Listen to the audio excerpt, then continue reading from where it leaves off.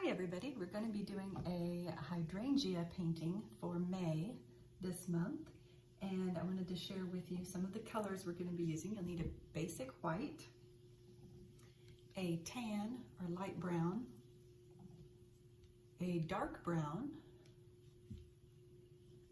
kind of an olive green color, and a dark red. I use a variety of brands. Some are folk art, American, deco art. There's all kinds of good acrylic paints that you can get at your local craft store. But those are the basic colors that you're going to want to use. And when I set up, I put a small amount on a paper plate or the lid of a Tupperware container because they clean up really well, and you can cover them up and use them later if you want to. You're also going to need a couple of brushes. You can actually do this whole painting with only 2 brushes. This one is a 3/4 inch flat brush, and this one is a number 4 round brush. They're my 2 favorites for doing these kinds of acrylic paintings. I also keep on hand a 1 inch flat brush for doing the backgrounds. You don't have to do that. You can do everything with the smaller flat brush, but I find that the 1 inch brush kind of speeds up my background painting a little bit. Now I have already traced my design on the canvas. You can see it's just some basic shapes, and you might want to customize it a little bit, put in your own shapes. If you want a couple of more flowers in there, you could draw circles. It's just basic circles and leaf shapes. So in another video, I'll show you how you can use a tracer and get a pre-drawn design onto your canvas, but this is a pretty simple one that we're doing today. You're also going to want to have a paper towel or mat, something that you can wipe your brushes on, and a little cup of water so you can rinse your brushes between colors. Okay, so without further ado, I think we will get started. Let me call up my notes here, and we will be ready to go. So I'm going to start with this flat brush, and with the lighter color tan, go in and start putting in my background. Now I'm not really trying to be too precious with it. I'm just getting the color on there, and I kind of work in an X motion back and forth, and it really gives the background that painterly effect. Instead of just going all up and down or all across in one direction, that can really look a little strange once you get it all on there. So I'm just gonna go working loosely around my designs. Doesn't have to be perfect, because I'm gonna come back in here with the smaller brush and clean this up a little bit. The nice thing about tracing your designs on here is that even when you cover it up with paint, if it's a light color, you can still see a little bit of your tracing underneath there, so that it's easy to go back in. Now when I get to these big shapes, it's really easy, because I love this flat brush, because you can just go right up to the edge of it, stop, and pull straight out, and then back to your X strokes all around. Pretty simple way to get around your basic shapes.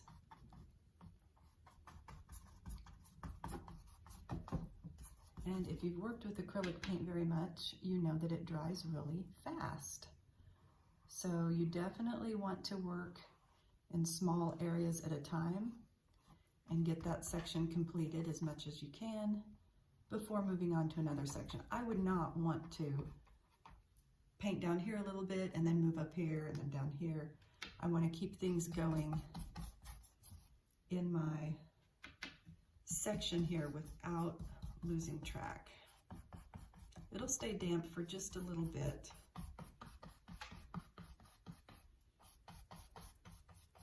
And you can go back in and work that section.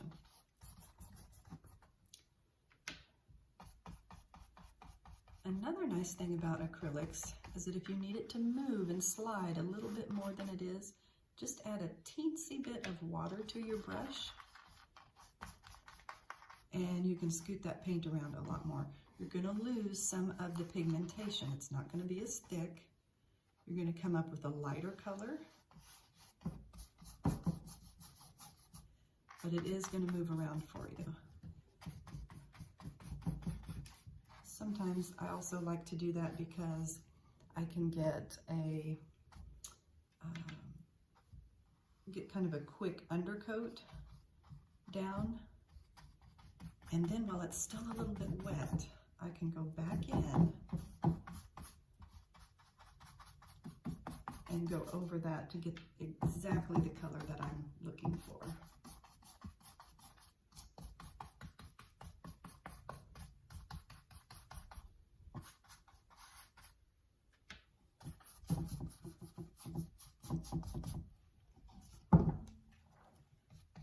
I really like painting these backgrounds first, especially if you haven't painted for a while, because it kind of breaks the ice and you can get over that, oh, it's a blank canvas, how am I even going to do it? Because you can be a little bit messy, a little bit haphazard here with your background colors. And again, just remember to do those X strokes as you go. My canvas is a little uneven, or else my table is. Starting to rattle a little bit.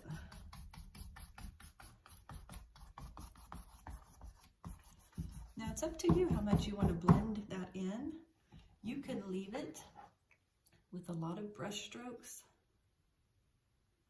showing, or you could go back in even with a tiny bit of water on your brush and work that in and blend it out a little bit more. If it's got areas that are too dark, take a little bit of white on your brush and start working it in on top, and it's going to mix wonderfully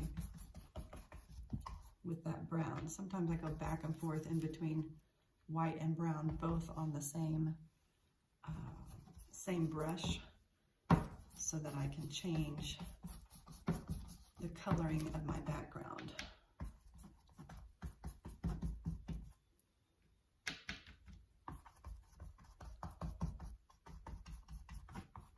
And it's just entirely up to you how you want to leave that.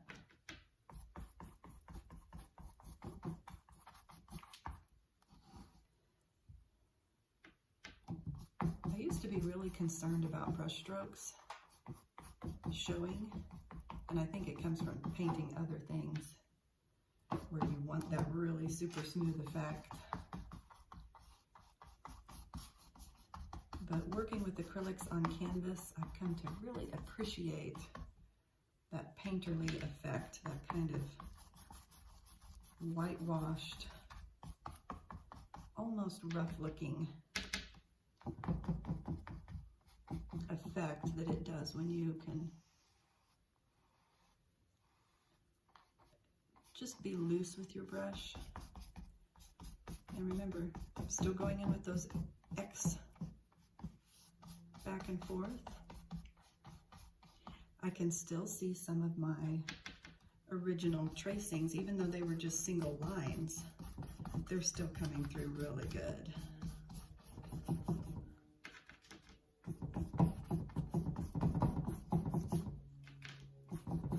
I also think it's a good idea to add the two colors when you can, because it just gives a little bit more depth and dimension.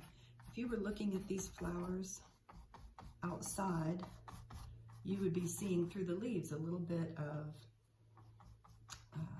sunlight and shade, maybe different colorations from the leaves behind it. There's so many different hues and tones that you can see in nature, so it's nice to reflect that with your brush strokes. Okay, so we're going to leave that there. I'm going to rinse my brush out.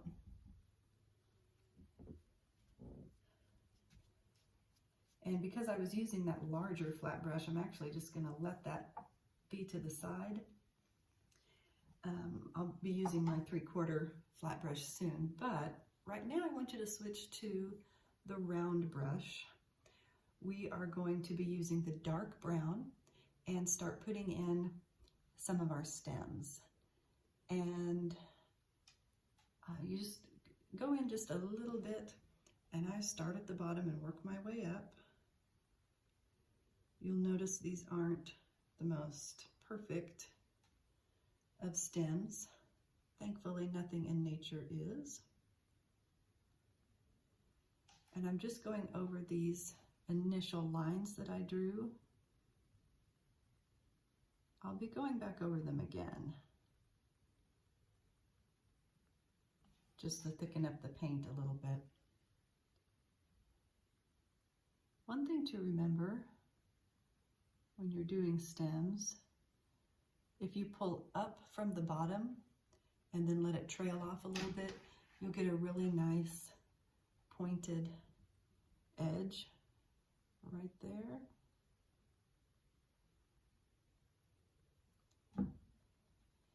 And it's also a good idea to not try to make your lines too perfect and straight.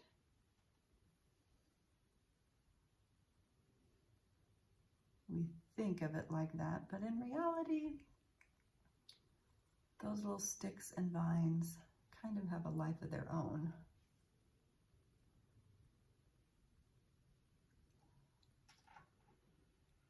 Okay, if you see some thin spots, you can go back over it. You may want it to dry a little bit.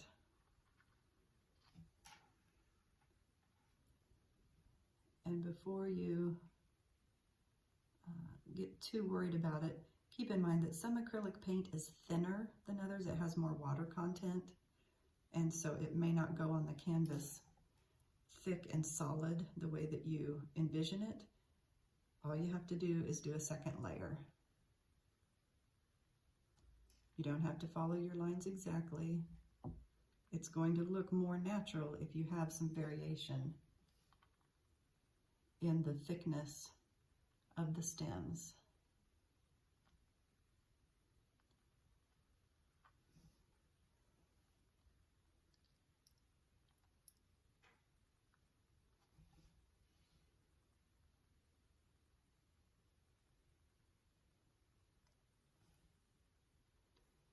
Okay, so when you get to the end of the stems, you may just want to leave this to dry and then come over any little areas that are bothering you later. Go ahead and switch to your dark green, that olive green shade. Now, one thing that I do, I don't always rinse my brush in between colors. If I can just take a piece of paper towel and wipe it off really good and dry and go back into my next color, it will save me having a really wet brush for the next part. And because we're going to be working closely with the dark brown, it's okay if there's a little bit of overlap between the green and the brown. So I'm going to go into the green a bit and start painting the leaf shapes. Now, this is a really kind of a fun thing to do because you're not having to do a perfect leaf shape. We're putting in the texture of the leaf at the same time that we're doing the shape. So I've got these really short, stubby brush strokes that I'm doing.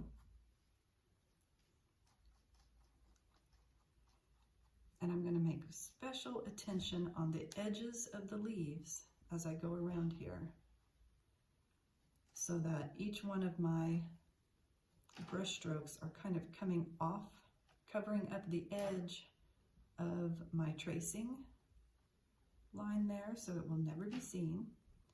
And it's giving that very kind of stippled, jagged edge that this kind of leaf has. I don't know if you've examined a hydrangea leaf, but it looks like a caterpillar chewed the edges of it.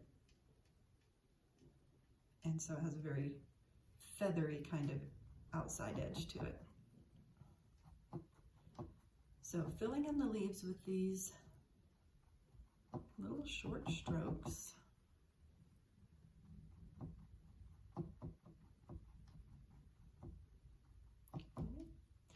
Now we're going to go back into the with the same brush, still has green on it, and we're just going to float in some of the brown. And we don't want this to be real defined. That's going to just mix in really nicely with the green. It's going to echo a little bit of our stem color with the brown.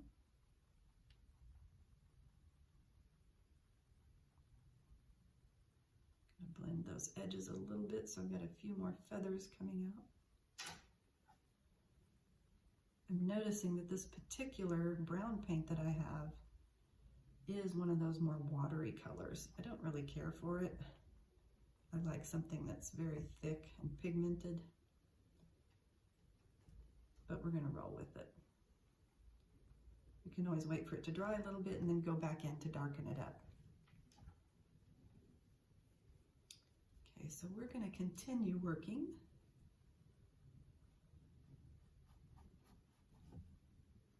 With our other leaves here.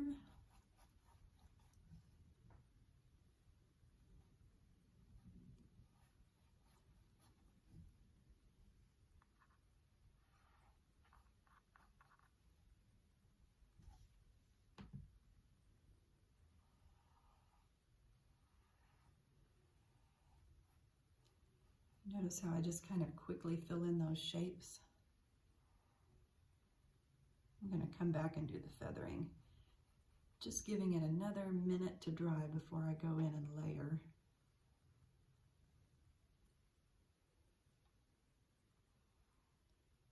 I think this round brush is probably the most versatile brush in your kit,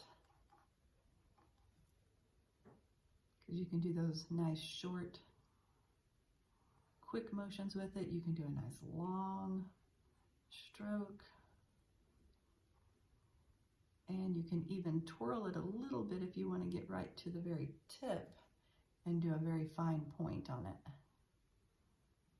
It's a great all-around brush. If you're just collecting your art supplies, a 3/4 inch flat brush and a number 4 round are your best friends.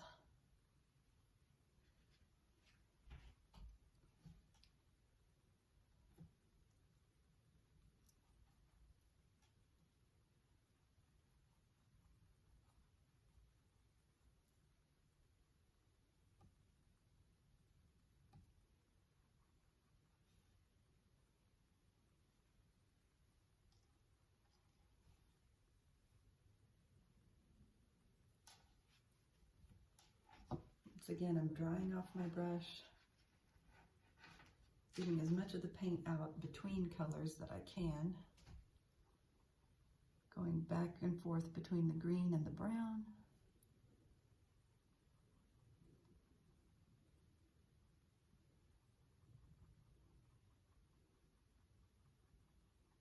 And I'm working in those very short, wispy strokes.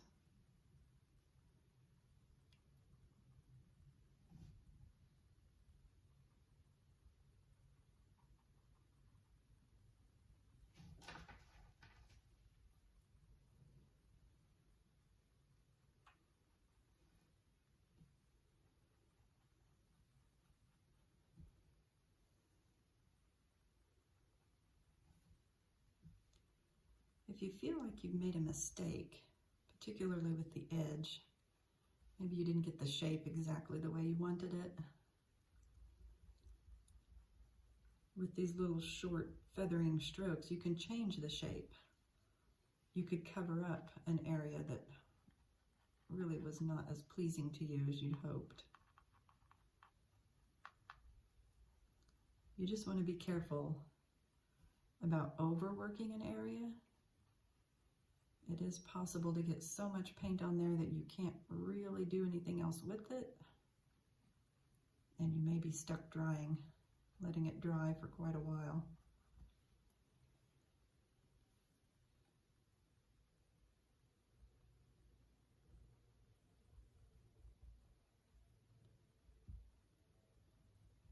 As my wonderful Aunt Faye liked to say, don't work it so much that you kill it. You have to know when to quit.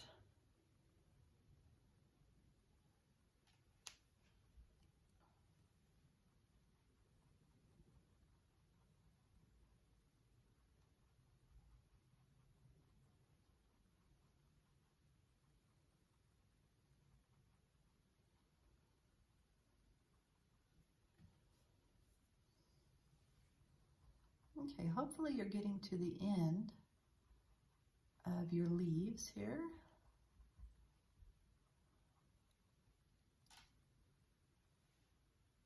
Just a few extra little feathers. And once again, it's not over till it's over. If you need to let it sit and rest a little bit, work on a different section, change what your eye is seeing, and then come back to it later. Sometimes if you just go and start working on your flowers, and then by the end of that, you look back at your leaves and see exactly what you want to do to make them be just what you are envisioning for your final product. Now we're going to go into our flowers with our 3/4 inch flat brush, and we're going to use red.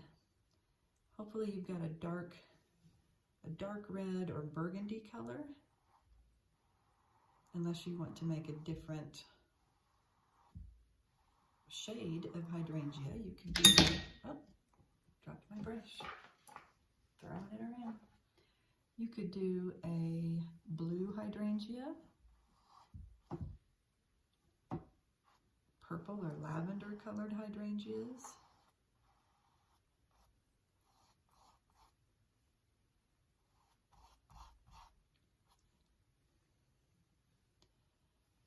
and for the flowers, I'm loading them at the bottom with more of the red color. Ultimately, we're going to want more of the red to be towards the bottom or the right-hand side, and more of a white color at the top or the left-hand side. And that just helps us have a little bit of an illusion that the sun is hitting those flowers at a particular angle and looking more light on one side than it is the other.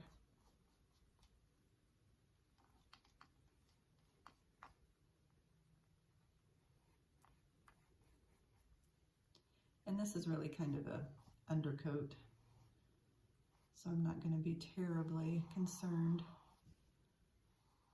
about my brush strokes. They're all going to get covered up anyway.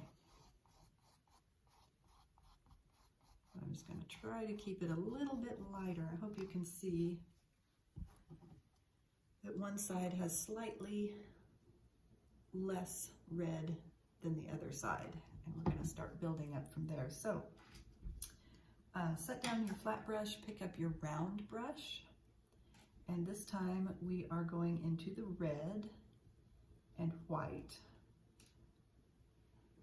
I take a little bit of red to start with, so I've got that as a base in my brush, and then I sort of blot it on my towel, and then I can go into the white.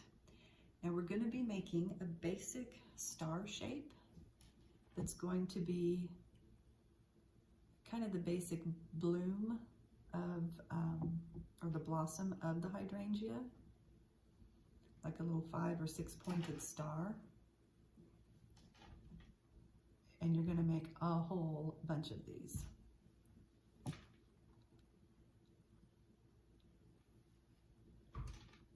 I typically have to go back into my white paint every time I make a new blossom.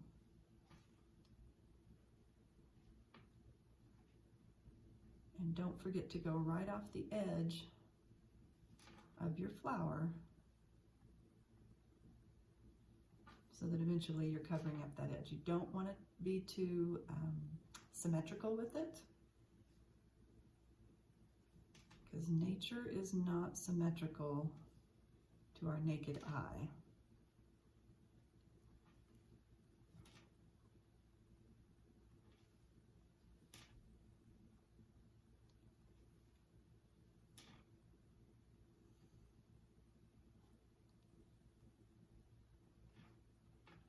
And I'm just sort of moving around that flower in the same vicinity.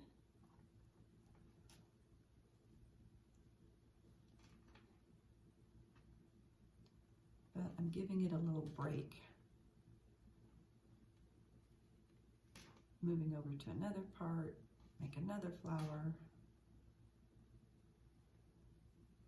and then back over until I'm filling in a lot of these areas. And you'll see that your white paint, as you're working, is going to pick up the red, which is fabulous. That's where you're going to get that nice, nice blending effect. And it's really creating more of a pink hydrangea, which is what we wanted in the first place. If we had started out with that pink color, we would have just had kind of a white, mucky mess.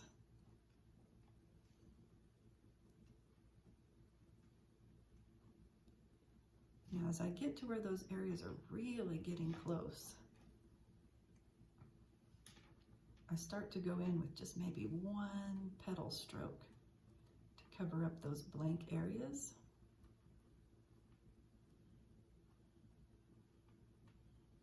And again, we're creating this illusion, and it's the illusion that these are all layered one on top of the other.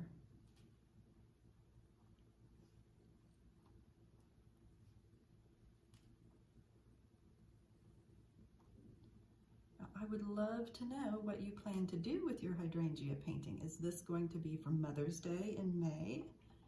Is it a gift for someone in your family, or is it all for you?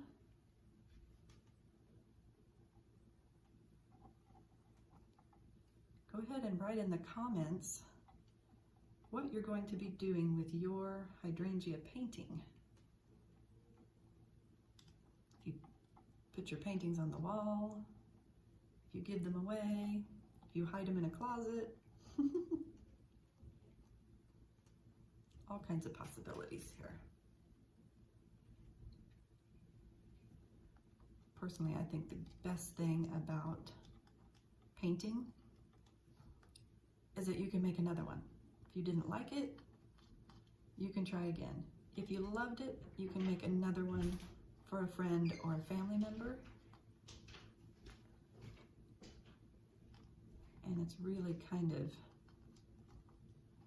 got multi-purpose there, which is great.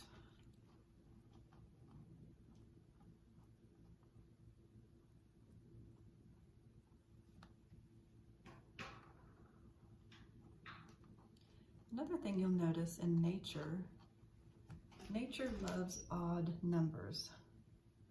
So many things that you observe in nature will have an odd number of leaves, an odd number of petals, an odd number of blooms on the branch.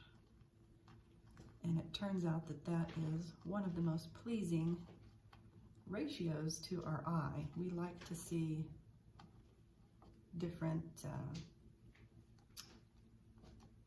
odd numbers of things together. Kind of creates a balance for us.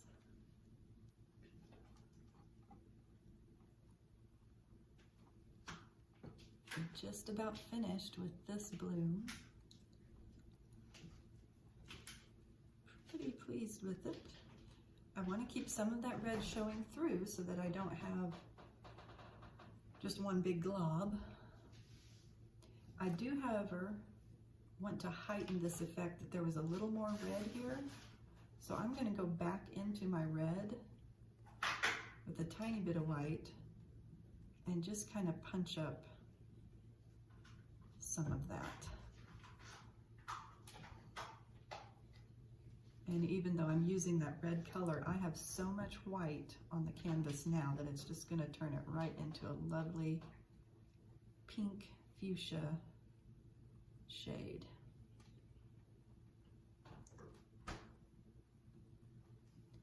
It's also a nice effect to go back in and layer paint on top of paint and give it more texture. Texture is that element of art that is like a 3D effect. When this paint dries, you can actually run your hand over it and feel the bumps of the dried paint. which is just one more neat little thing to add to your painting. If you make your painting too flat, too smooth, it kind of loses dimension and character.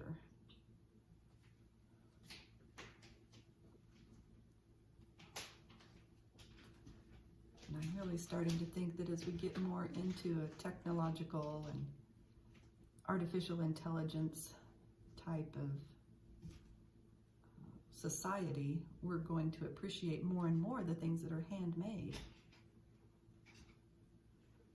It shows that someone put their own thoughts and feelings into it physically.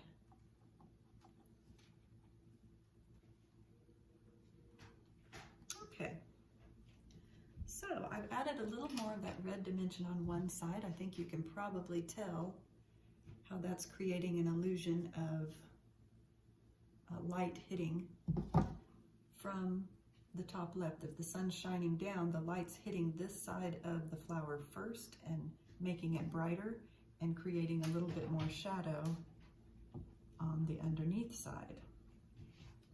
So now we need to go in and work on this other bloom, the red. I'm going to put down just a bit more red so I can heighten that effect here.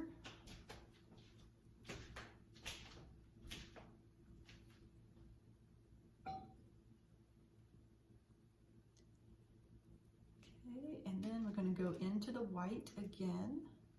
You'll notice I have not rinsed my brush at all. I just wipe it off on my paper towel and go into my color again. So 1, 2, 3, 4, 5. 1, 2, 3, 4, 5. Making little stars. They are not nearly perfect, and I don't need them to be.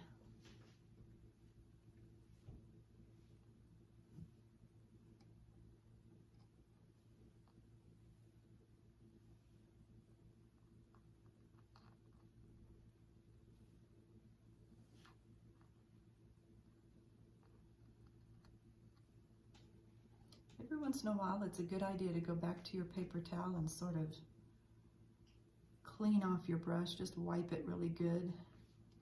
Especially when you're working wet on wet, it will pick up so much paint that it starts to kind of push it back and you're losing the best use of your brush. The bristles that come out of your brush, they come from that little metal tube. Here it's called a ferrule, and the ferrule is what is clamped down and holding your bristles very tightly.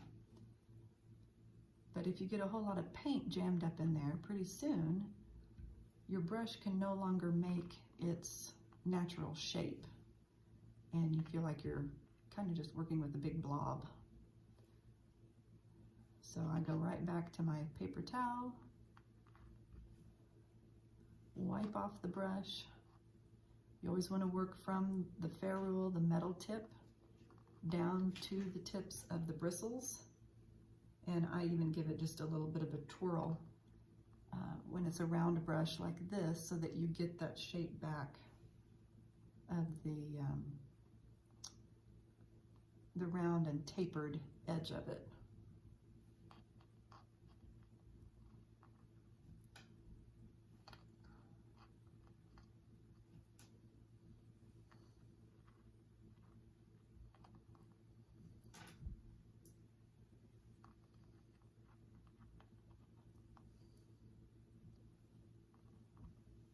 One of the most astonishing things about painting is how you can get so focused in one area, you forget to look at how the whole thing is coming along, and then you step back and go, oh, I can't believe that I made that.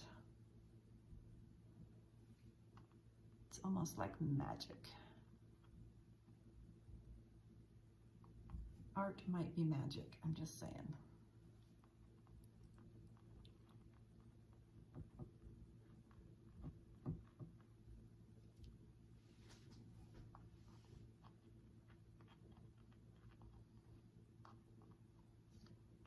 So I haven't made every bloom a star shape. I try to do at least 3 petal shapes together. Between 3 and 5 gives us the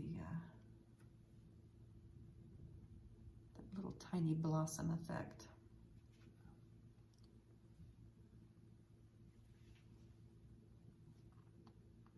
You're coming in with a little more red here on the underside of it, just to emphasize that this is the shadow side. Not as much light is getting to this side, so it should have more red.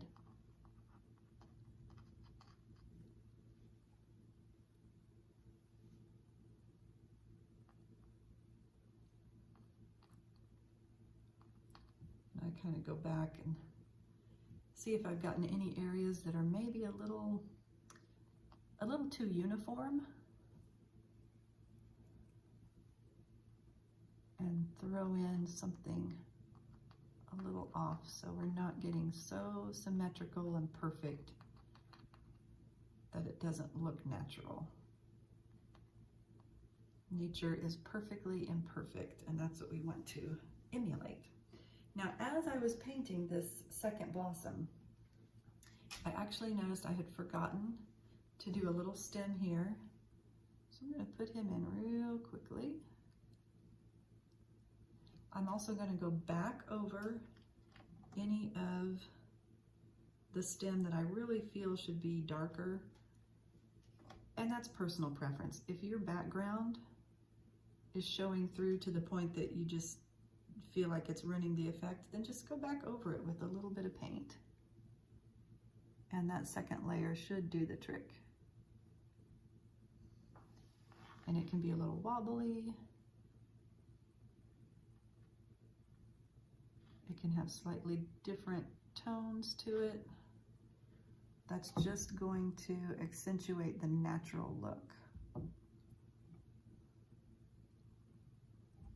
This is also a good time to look back at your leaves. Do you have any bare spots where the background was showing through? And you need to go back in with a tiny bit of brown or green. Now's your chance.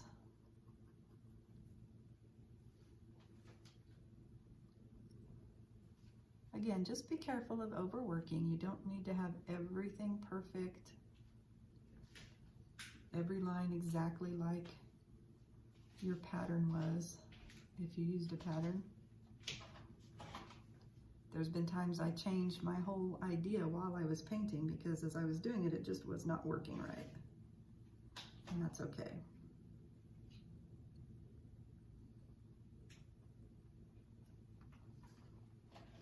See, this guy's got a lot that did not get covered up, so I get this opportunity to make him behave just the way he should.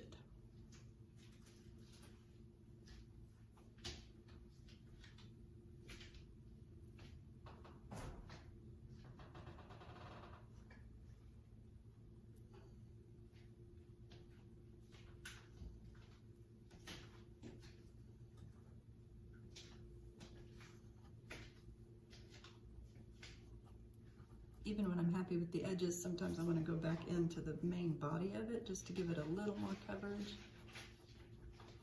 And especially if you haven't been rinsing your brush with water and you've got a little bit of some other colors of paint on it, it can give you some really nice shading. Completely accidental, you wouldn't have gotten if you had just started with one color. I like a fair bit of coverage on my canvas.